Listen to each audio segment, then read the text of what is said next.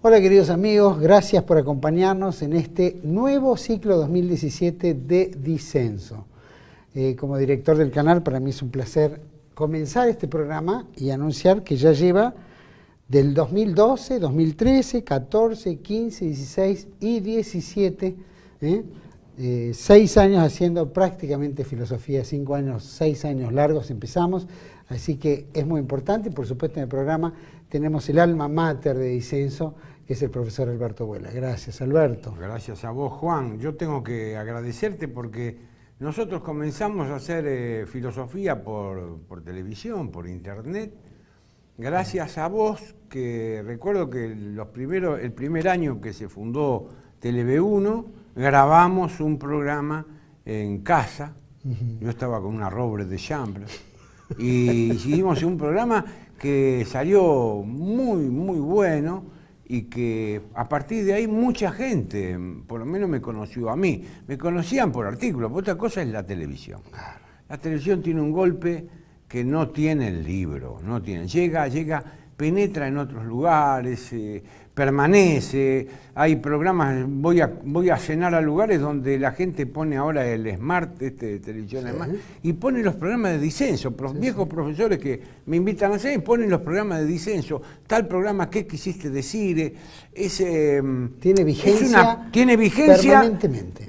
Los programas tienen vigencia, del 2012 hasta el 2016, ahora empezamos el 2017, y la verdad que es un gusto, es un esfuerzo también hacer filosofía por internet, porque no es fácil. Y entonces me gusta esta propuesta tuya. Yo le quiero anunciar a los televidentes que el Disenso este año va a modificar un poco su estilo. Es decir, vamos a ocupar la primera media hora del programa, los primeros 20 minutos, lo que dure Disenso, el 50%. Lo vamos a ocupar tratando de meditar desde el punto de vista siempre de la filosofía, no partidocrático ni ideológico, desde el punto de vista de la filosofía, meditar sobre los problemas que hemos tenido durante ese mes o durante esos 15 días que intentaremos salir cada 15 días. Esto es lo que. Y bueno, y vos, Juan, vas a conducir esa parte, ¿no? Yo voy a acompañarte en esa parte hasta tanto se incorpore el amigo Silvio Maresca, ¿no es cierto? Bueno, yo lo espero a Silvio Maresca, que se está reponiendo porque tuvo una caída de pelo y ahora le está creciendo el pelo. Ya va a venir, Silvio va a venir porque es un gran amigo. Es un gran amigo y aparte un gran pensador argentino. Sí. La verdad que es extraordinario. Y ustedes dos han hecho bueno. programas extraordinarios, la verdad que brillantes.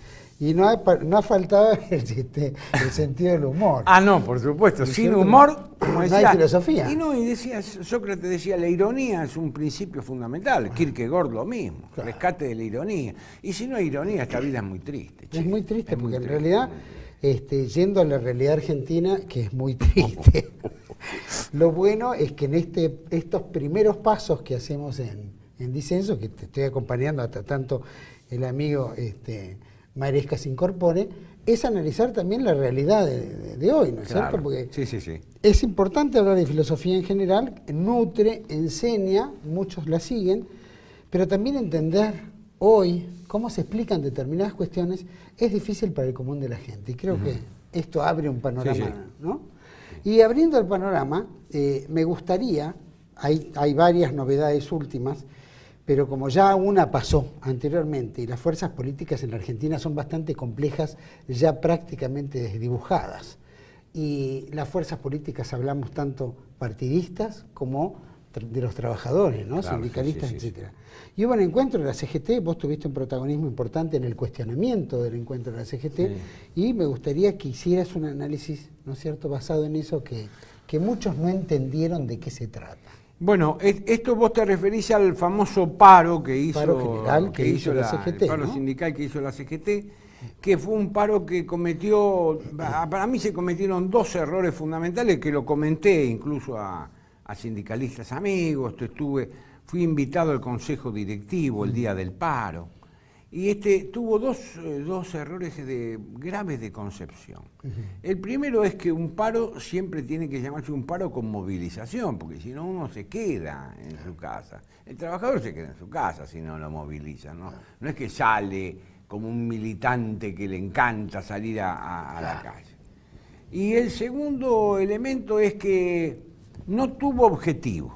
Es decir, el objetivo era un objetivo universal, el cambio de modelo económico. Eso no tiene ningún efecto. Los paros en general, si uno analiza las organizaciones sindicales, siempre se hacen con un objeto preciso. Concreto. No es, por ejemplo, como dijo uno de los secretarios generales, el cambio de modelo económico. Eso es un deseo, una manifestación de deseo. Por supuesto, ante un gobierno liberal como el que tenemos, ni lo escucharon ni produjo nada. Es decir, es un objetivo inalcanzable, es un objetivo, como yo les dije, es un objetivo no objetable, porque en realidad no es un objetivo. Claro. Es inobjetable el objetivo, porque no es ningún objeto. Claro. Entonces es inobjetable. Es como parar, por ejemplo, parar en contra de la sinarquía internacional. Pues tú también todo de acuerdo, todo el mundo está de acuerdo. Pero ¿quién va a parar? Va a perder un día de trabajo para parar en contra de la sinarquía. Se paran con objetivos precisos y concretos: el aumento del salario, la reducción de las ganancias, la reducción de horas de trabajo, en fin, hay cientos de objetivos. Capaz que todos esos objetivos los nuclearon solamente en ese punto. No me gusta el plan económico que lleva. Claro, y bueno, ¿a eso a quién le mueve la voluntad? Estamos. Este es un primer. Y segundo, que ellos cometen otro error, que es un problema de conducción política. Vos sabés que Perón ha escrito mucho sobre el tema de conducción. Perón es militar, y como tal escribió sobre la conducción militar. Y sobre la conducción política también. Entonces él dice que la conducción política tiene un principio fundamental, que es la economía de fuerzas. Si cuando vos no tenés fuerza, todo lo toma de la guerra, entonces juntemos la fuerza en un punto determinado y en ese punto determinado hagamos presión sobre el enemigo, porque si vamos desparramados, el enemigo nos corta al medio la fuerza nuestra, ¿no es cierto? Bueno, esto es lo que le pasó. Al no tener fuerza, entonces no hicieron una economía de fuerza, hicieron un paro abierto, un paro general, con un objeto general, y al final, ¿qué pasó? Pasó que los piqueteros, que tienen por objeto propio solicitar planes al Estado, no trabajan. No trabajan. Es decir, vos fíjate, una sociedad de gente que su función es defender el trabajo, con una sociedad cuya función es no trabajar. Claro. Es decir, hay un antagonismo. Yo esto lo estoy analizando desde el punto de vista filosófico. El objeto propio del sindicato es la defensa de la fuente de trabajo y el salario. Claro. El objeto propio de las organizaciones sociales es la exigencia al Estado de planes cada vez más grandes y en mayor cantidad de dinero. Ese es el objeto propio de las organizaciones. O nos vamos a creer que las organizaciones sociales están buscando el trabajo. No, se ocupan de la manga, para hablar en criollo. Claro. Hay una contradictio in terminis. Claro. Esto es lo que puedo decir yo, sin tomar partido. Vos fíjate que no estoy tomando partido. Esto es lo que puedo decir de este paro. Para eso. Sin embargo, en toda esta movida, el gobierno tiene una inclinación hacia los planes sociales casi superior al gobierno kirchnerista. Claro, superior. ¿No? Sí. Financia y subvenciona a los no trabajadores. Sin embargo, se quejaron y coparon prácticamente esa movilización o ese paro general. Claro. Tuvieron más rol los piqueteros no trabajadores a los trabajadores reclamando un derecho de trabajo. Mirá, yo estaba el día del paro, estuve en el consejo directivo y no había muchos, pero habría 10 secretarios generales, más no había, que tenía que haber 35. Claro. Porque muchos se dieron cuenta que eso está mal. Claro. ¿Y qué estaban haciendo? Mirando el canal 26 a ver lo que hacían los piqueteros. Es decir, en política lo que aparece es lo que existe. Ese es un principio fundamental de la política. En política lo que aparece es, lo que aparenta es, lo que se presenta es. No importa si tiene una existencia real o mediática o ficticia o discursiva. En política lo que aparece es. Y acá lo que apareció en el paro fueron los movimientos piqueteros, que se quedaron con la significación del paro. ¿Estamos? Esto es una meditación filosófica sobre el paro, si ustedes quieren decir. Bueno, si no les gustó, busquen algún otro filósofo mediático, a ver si. ¿Eso significa que el movimiento obrero claudicó, hocicó, como decís vos, frente a todas estas fuerzas? ¿O qué pasó?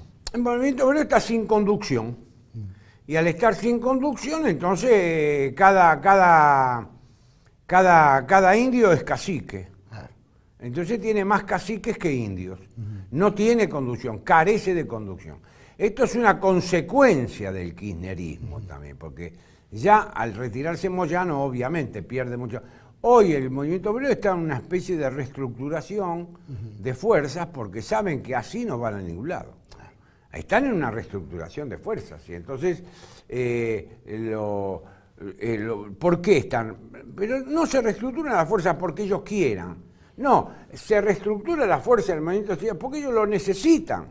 Porque si no pierden incidencia sobre la realidad. Sobre la realidad social, política, económica, ¿no? Entonces hay todo un reacomodamiento ahí hasta que no se elijan autoridades formalmente en la CGT y el movimiento obrero seguirá sin conducción. ¿Se divisan autoridades? ¿Se divisan personajes que puedan tener la carisma o coherencia o planteamiento? No se divisan. Parece como que todo siempre Están se baraja todos en los mismos. Más indios, más caciques que indios. Hay más caciques que indios, entonces no hay conducción. Y yo te digo porque conozco el movimiento obrero, y yo agradezco la amistad que me han brindado y que me brindan muchos secretarios generales de gremio que me escuchan, que me ayudaron en mi tarea filosófica, pero hoy hay más caciques que indios y bueno, están siempre los mismos, pero se está produciendo en algunos niveles un recambio. Hay un recambio, porque no te olvides que toda esta dirigencia sindical viene del 70 y del 76, otros vienen del 83, ahí es cuando se produce, cuando se producen los cambios políticos grandes, 82, 83, termina la dictadura militar, ahí se producen muchos cambios, pero estos ya están del 83 hasta ahora, se tienen que ir, hay un cambio, pero claro, por eso ahora, por ejemplo, todos los cursos de capacitación sindical que se hacen, es interesante, esto lo observo yo, ¿no? No se hacen más ya sobre el tema de los modelos sindicales, no, se hacen sobre conducción política. Porque se dan cuenta que le falta conducción política. Lo barruntan, lo vislumbran, lo columbran, se dan cuenta y acá hay algo que nos está fallando. Pero viste, Alberto, para culminar un poco el tema, ¿no? Porque hay otros temas para tratar, pero lo que vemos en el mundo sindical es que los dirigentes sindicales les cuesta mucho abandonar su espacio. Sí. ¿Vos crees que hay una maduración como para permitir a nuevos dirigentes aparecer y conducir el movimiento sindical? Mira, el tema de la renovación de la dirigencia sindical está vinculada al carácter de la representación. Es decir, una cosa es la representación social, que arregla problemas todos los días, y otra cosa es la representación política que puede arreglar los problemas o no arreglarlos. Claro. Entonces la renovación en los partidos políticos puede hacerse, no pasa nada. Pero no así en el ámbito social.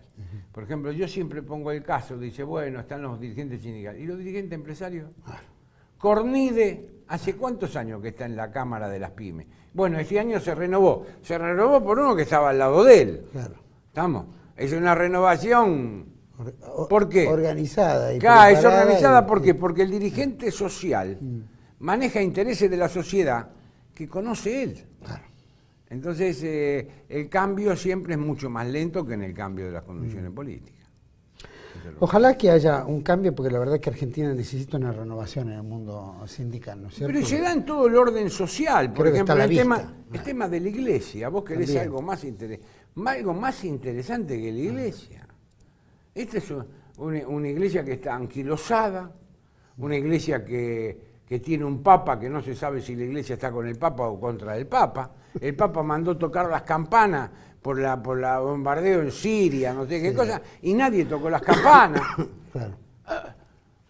¿Qué pasa con esta iglesia argentina? Una iglesia que llama a la reconciliación, pero que cuando salta a nosotros dice, no, pero con la dictadura no. Bueno, en realidad no queremos decir eso porque la reconciliación, pero es en Cristo y nosotros. ¿Pero a dónde está jugando la iglesia? La crisis es grande. Y no tenés, y en la iglesia no tenés dirigentes. Otra. No tenés dirigentes. Hay una crisis. Pero aparte no tenés dirigentes, y ahí sí que no tenés ni siquiera renovación. Claro. Hay pocos obispos más o menos formados, sí, pero les hacen la guerra a esos pocos. Pero son obispos que están marginados, ¿no? Son marginales al debate de la iglesia. Exacto. No inciden para nada el episcopado, no inciden para nada. Son obispos marginales. Bueno, hay mucha gente, yo también soy marginal, a lo mejor a muchas cuestiones disputadas en filosofía, pero el tema es que esos obispos que vos mencionás, sí, puede haber 3, 4 obispos, pero en general la iglesia está en una especie de meseta, es una meseta de, bueno, convivir con el régimen de Macri, pero por otra parte convivir con las directivas que le vienen del Vaticano. Claro, más preocupada en el qué dirán y cómo sobrevivir, cómo nadar en esta, agua turbulenta. Cómo ir haciendo la plancha. Claro. Sí, son grandes nadadores de plancha. Expertos en planchar. En plancha, ellos son expertos en plancha. Ahora, por ejemplo, pero sí no se les escapa de repente prestar la Catedral Metropolitana para hacer el Kristallnacht y diferentes organizaciones. Para hacer esas cosas como interreligiosas. Nadie cree de los que participan en esto. Yo recuerdo un caso que fue emblemático. Se prestó también una catedral para hacer un espectáculo, inclusive el Vaticano para hacer un espectáculo de música rock. Y bueno, o sea que estamos en un signo. Yo recuerdo cuando fue que hizo este hombre que es el gobernador de San Luis, que es un orate, como decía. Cuando mi madre hacía el crucigrama decía, sinónimo de loco, orate. Claro. Bueno, este es un orate, el de San Luis, el que es actual. El neokirchnerista es ahora, Alberto Rodríguez. Y entonces hizo en la ciudad de La Punta, hizo un templo a la diosa Razón. Y lo llamó, entonces dijo, en este templo, el templo ecuménico de la diosa Razón. Una pirámide hizo, y con un agujero en el medio para entrar. Y entonces llama a los curas, a los protestantes, a los musulmanes, que hay tan poco, pero los llamó. Vino un tano, el que fue un tanito, un italiano que se habrá convertido al Islam. Sí. Con el tipo, le hablaba medio en italiano. ¿Y qué pasó? Y el rabino de Coso, vos sabés que los judíos tienen tantas iglesias como rabinos. Claro. Entonces, en la capital federal hay 470 sinagogas. ¿Quiénes son? 470 sinagogas. ¿Cuántas parroquias católicas? 152. Vos fíjate, porque cada judío, cada rabino es una iglesia. Y tienen allí un aquelarre, todo eso, un aquelarre teológico inexplicable.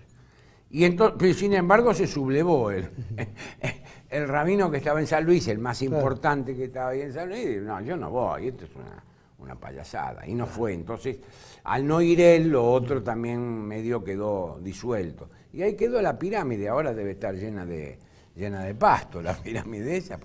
Bueno, ese era el gobernador que pedía la separación con el famoso dicho, otro país es posible.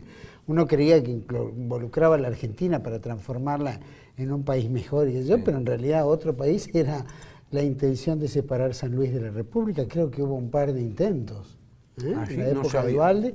Y en esta época, creo recientemente también había presentado y le bolcharon la idea, pero estaba entre sus esquemas el separatismo de la Argentina, como están los mapuches. No solo los mapuches, sino en España. El tema de los regionalismos. Exactamente, estamos viendo lo mismo.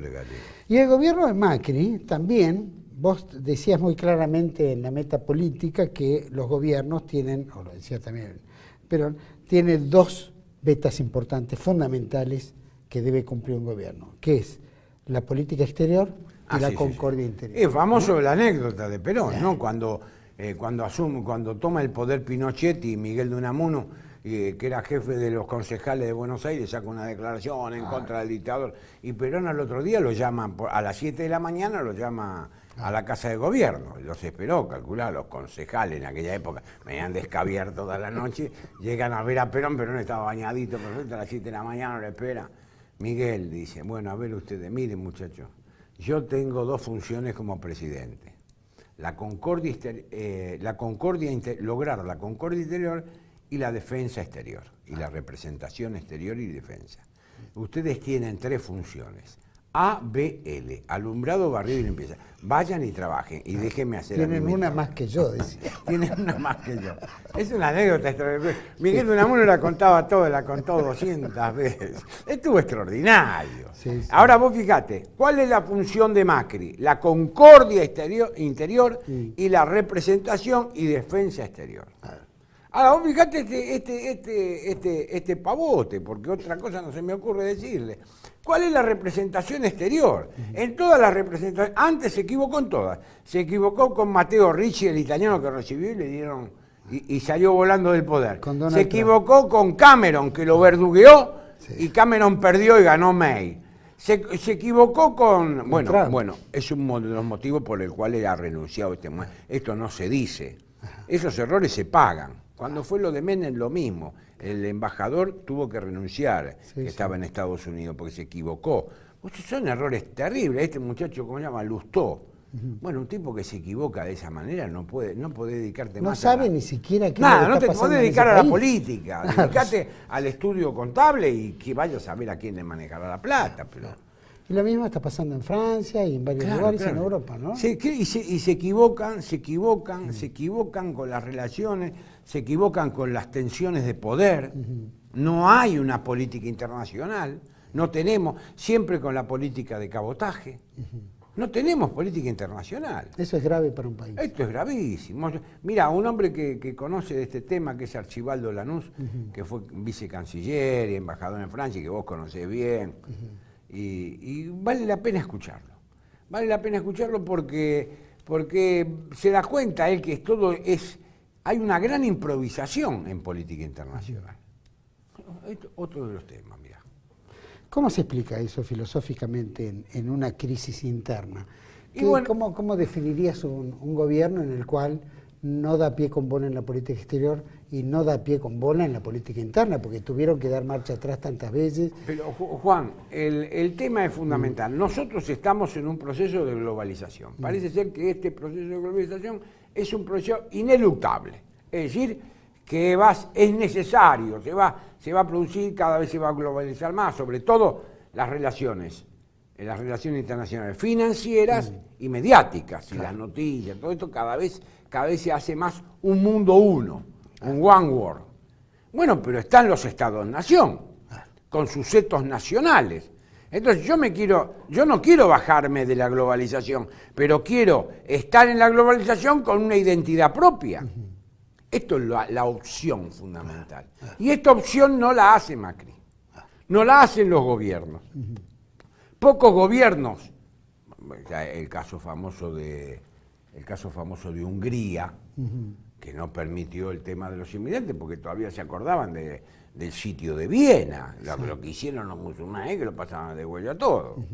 Entonces, pero hay pocos países europeos, muy pocos países americanos que digan, bueno, si estoy obligado a integrarme en relaciones globales, me voy a integrar, pero desde mi propio ethos. Claro.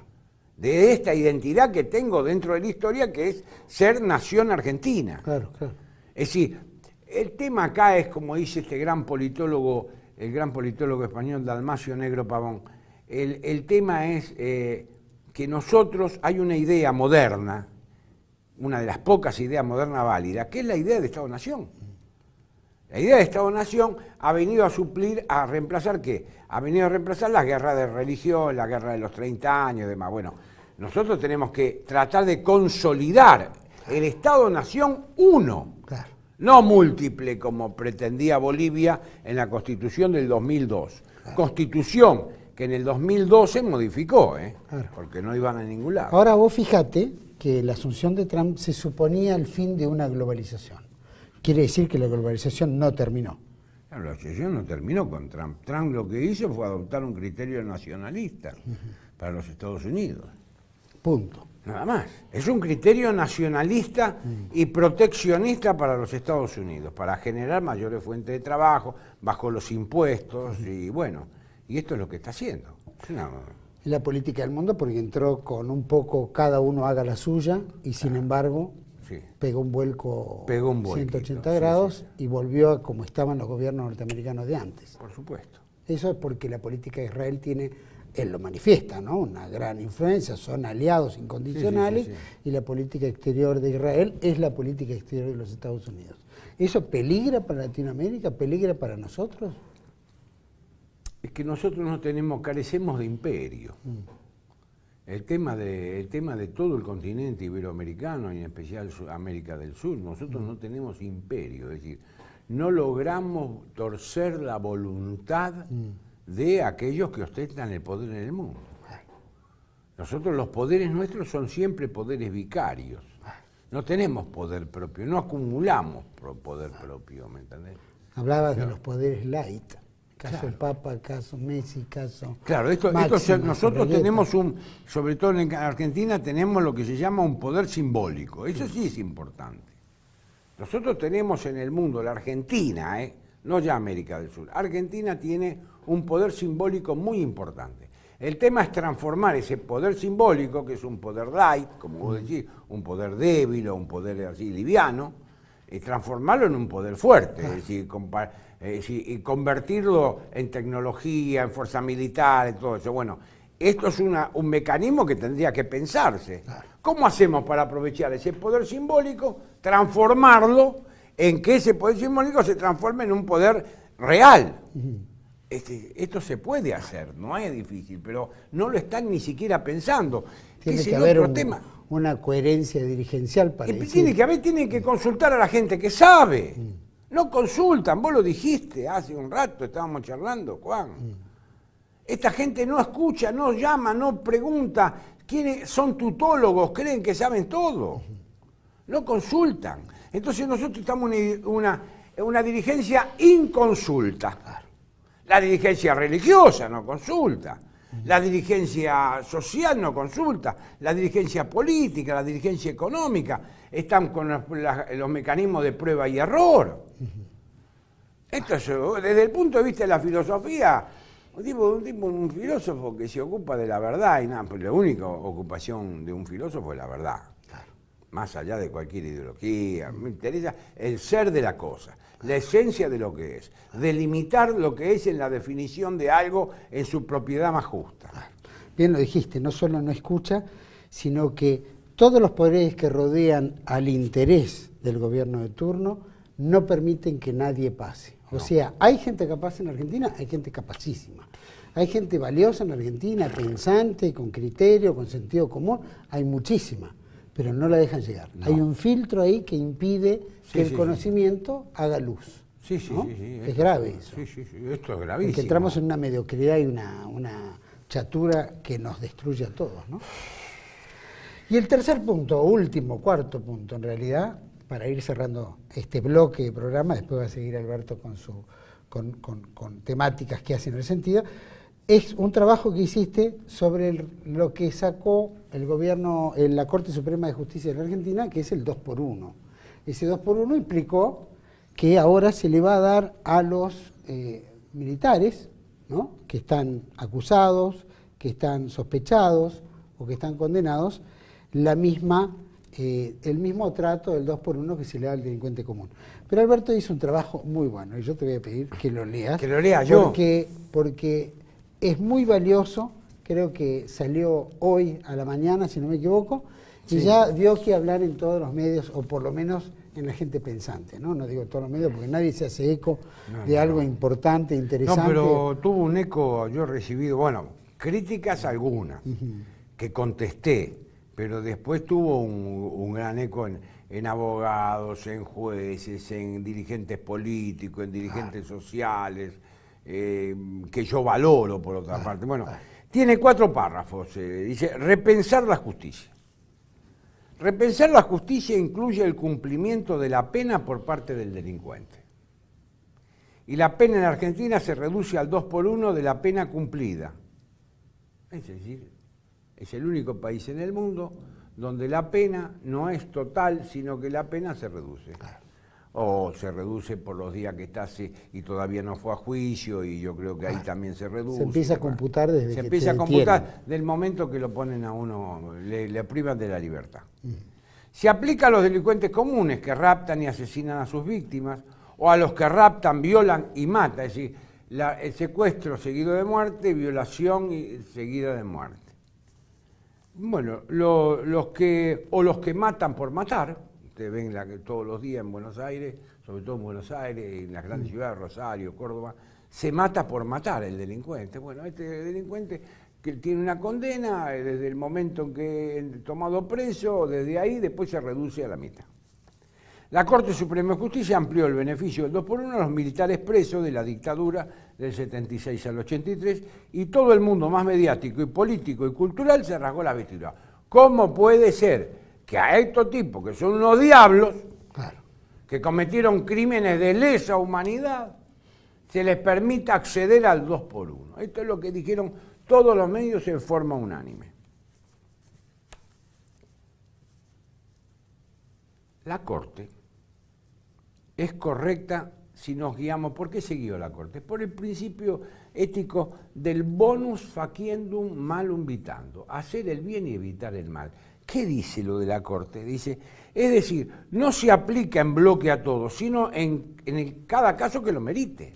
Para ello están los abogados de los militares presos. Edad avanzada, enfermedad seria, senilidad. Es decir, ¿se aplica para qué? Se aplica, y sobre todo, ¿por qué hacer sufrir a un delincuente que ya viviendo está padeciendo? Claro. ¿Me entienden? Claro. Esto lo decía muy bien, porque esto lo decía muy bien el padre Castellani comentando el tema de la pena de muerte. Es mayor el sufrimiento desde el punto de vista cristiano de un preso sometido al régimen de cárceles argentina de por vida, es mayor ese sufrimiento que la pena de muerte. Porque es mayor por las violaciones que sufre, la denigración, termina reducido el hombre a una bestia. Es decir, se le quita la persona, le roban la persona en la cárcel. Y esto es terrible, desde el punto de vista cristiano es terrible. Ahora, desde el punto de vista cristiano, hacer padecer a un hombre que viviendo padece es una crueldad. ¿Me entiendes? Esto es una crueldad. La crueldad en filosofía es la violencia innecesaria y extrema. Rechazar por principio dicha medida es un error político y ético. Ético porque niega un principio básico del sano obrar humano. Hay que hacer el bien y obrar, primer principio.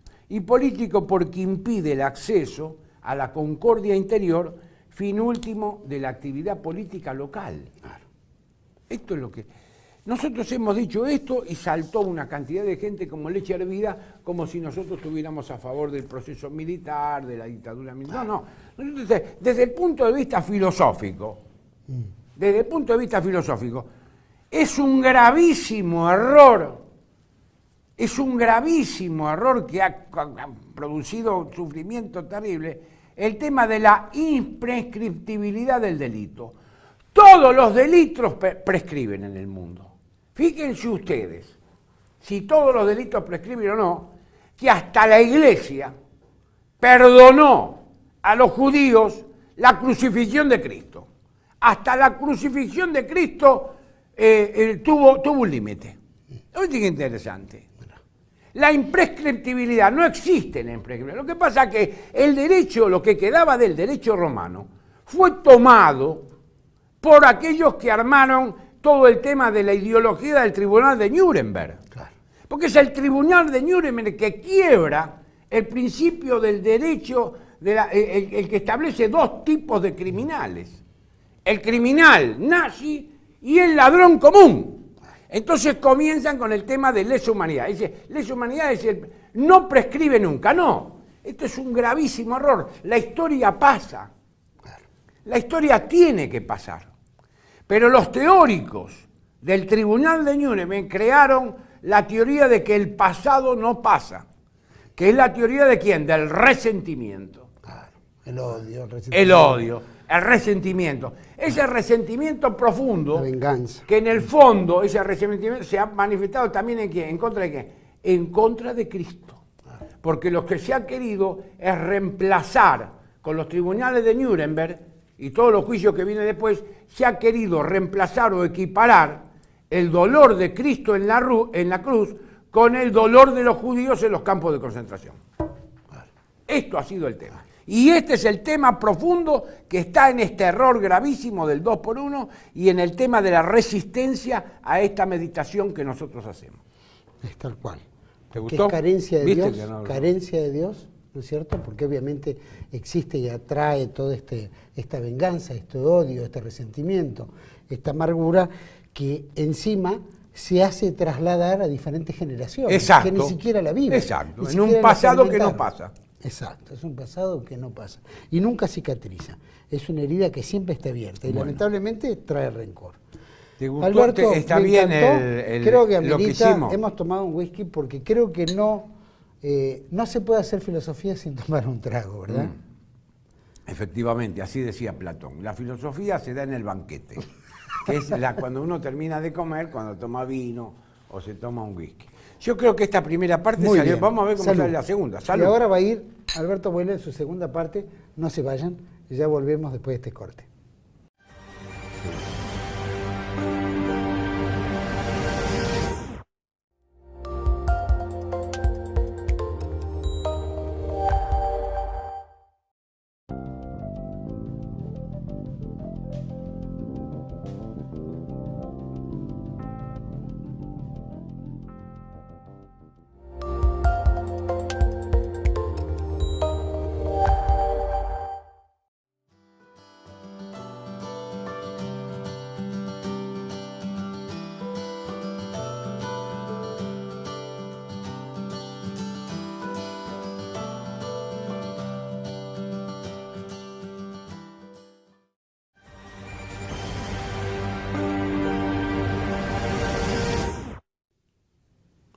Estimados amigos, esta es la segunda parte de Disenso del primer programa del 2017.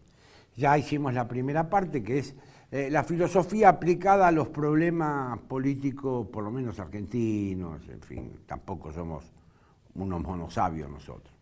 Esta segunda parte la dedicamos más específicamente al tema político o al tema metapolítico, la vamos a dedicar. Quería primero pasar algunas novedades. Este año vamos a dictar un curso en mayo en la UNNOVA, la Universidad del Centro de la Provincia de Buenos Aires, en Junín, donde está el profesor Gustavo Trifiló. Vamos a dictar un curso sobre presocráticos. De modo tal que eso va a ser el día 27, va a ser todo el día 27. Este es el primer novedad. La segunda novedad es que vamos a viajar a Santa Fe, a la Universidad Católica de Santa Fe, al Centro de Estudios Nimio de Anquín, que fue un gran filósofo argentino. Entonces vamos ahí a dictar una serie de conferencias también sobre el tema de filosofía argentina y pensamiento argentino. Y después tenemos un viaje a Ushuaia, donde vamos a dictar una conferencia magistral en la Universidad Nacional de la Patagonia, en Ushuaia, en un seminario que se llama Pensadores Nacionales Iberoamericanos. En el ínterin tenemos dos viajes al exterior. Un viaje a España, en julio, invitado por Antonio García Trevijano, el autor de Teoría Pura de la República, un autor, bueno, él se considera un autor considerado antifranquista, radicalmente antifranquista, un autor ateo, él me lo dijo, un autor, ¿cómo decir? Que no forma parte del régimen, pero que cumple primero 90 años, después nos invitó él personalmente, con todos los gastos pagos, y se va a hacer en el convento, en el monasterio de Santo Domingo de Silos, los días 21, 22 y 23 de julio. Y aparte se va a festejar el cumpleaños 90 de este gran pensador. Es un jurista, Antonio García Trevijano, que tiene una tesis fundamental en ese libro, el libro clásico de él, Teoría Pura de la República. Tiene una tesis fundamental que es que los partidos políticos dejaron de ser productos de la sociedad civil para transformarse en aparatos del Estado.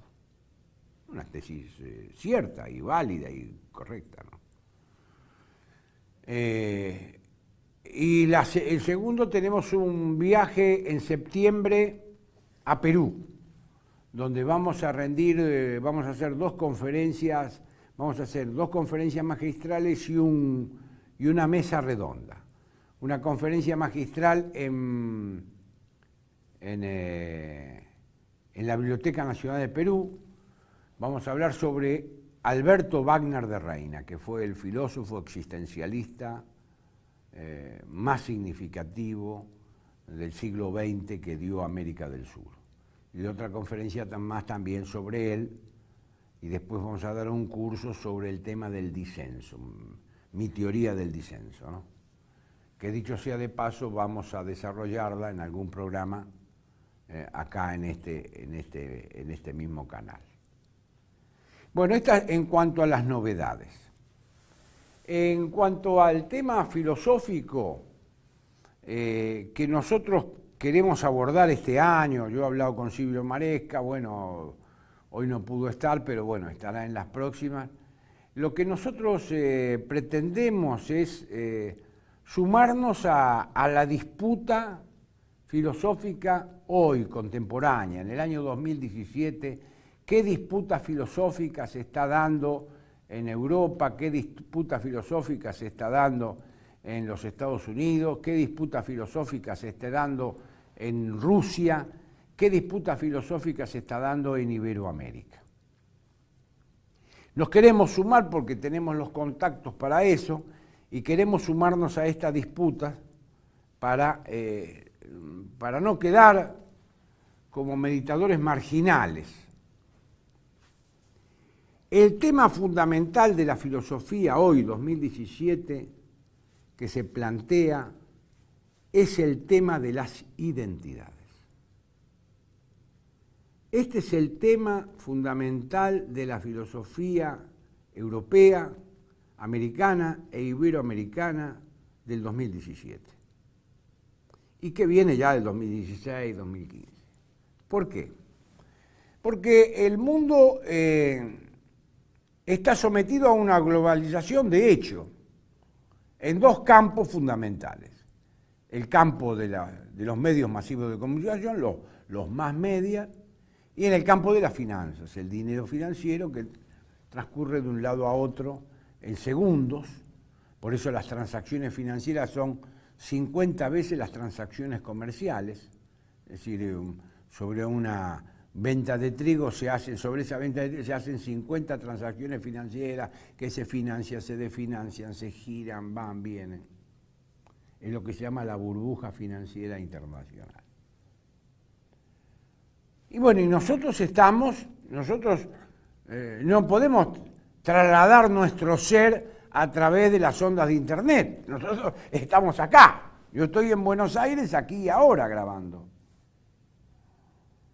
De modo tal que hay un problema que es el locus, desde donde uno pregunta, y la relación que hay con los otros que están en otros locus, en otros lugares, en otros topos.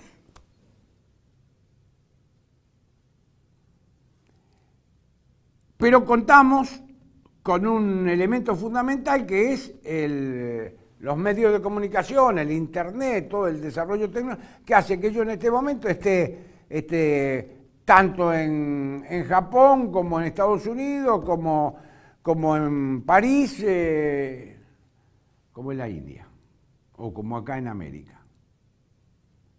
Es decir,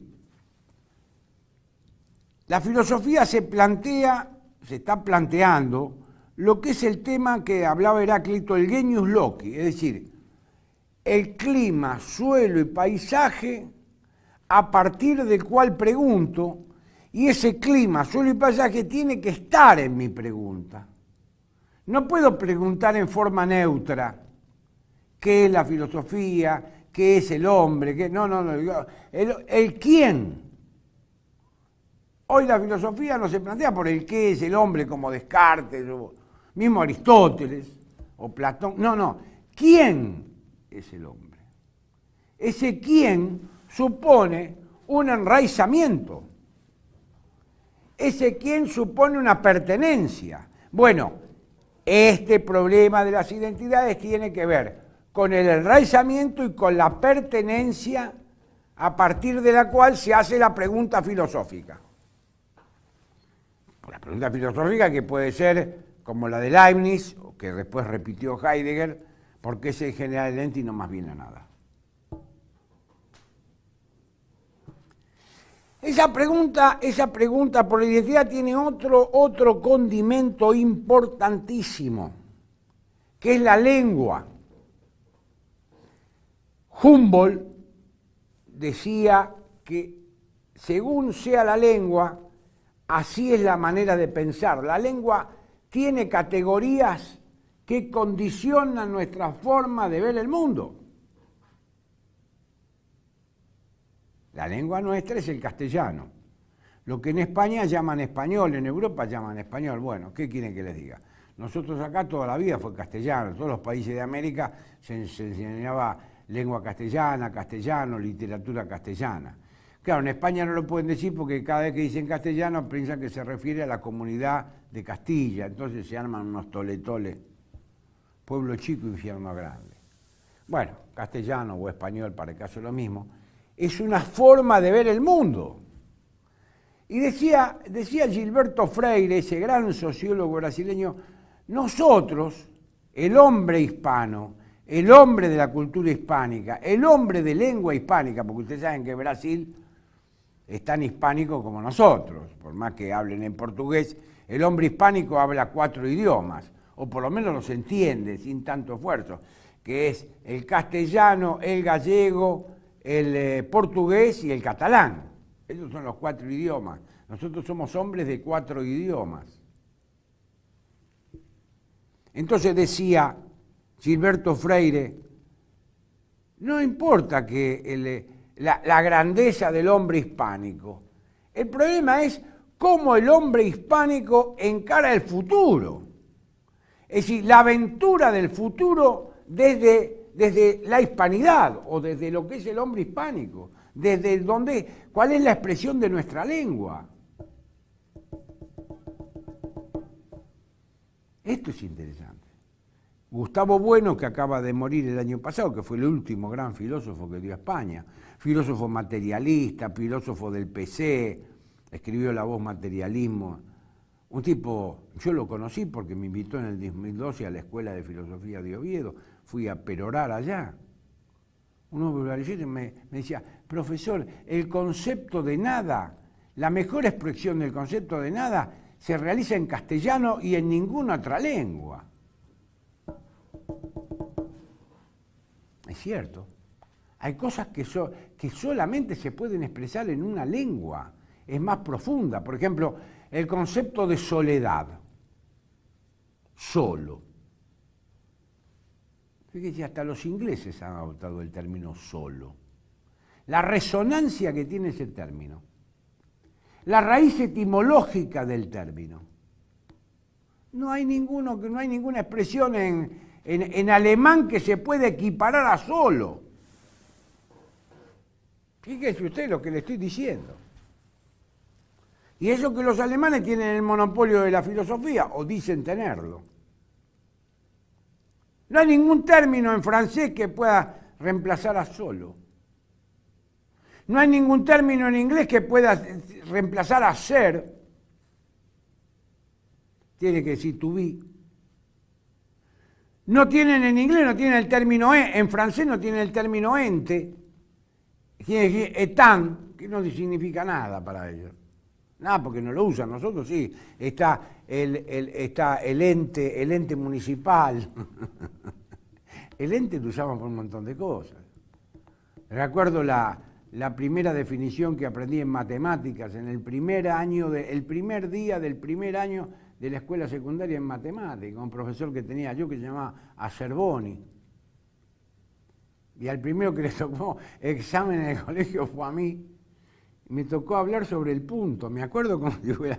¿Y qué es el punto? Un ente geométrico sin dimensiones. Es extraordinario, todavía me acuerdo. El punto es un ente geométrico sin dimensiones. Un ente sin dimensiones, fíjense, qué interesante. De modo tal que nosotros vamos a intentar hacer en estos programas de este año filosofía sobre estas cosas. Bueno, incluso como estoy haciendo yo ahora, es decir, mucho más profundo, darle mayor profundidad. Dejamos un poco de lado los reportajes y vamos a ocuparnos de la temática a la que nosotros queremos aportar con cabeza propia. Bueno, yo creo que con esto queda hecho la primera presentación del primer programa de Disenso. Les agradezco mucho y espero que vean el segundo. Gracias.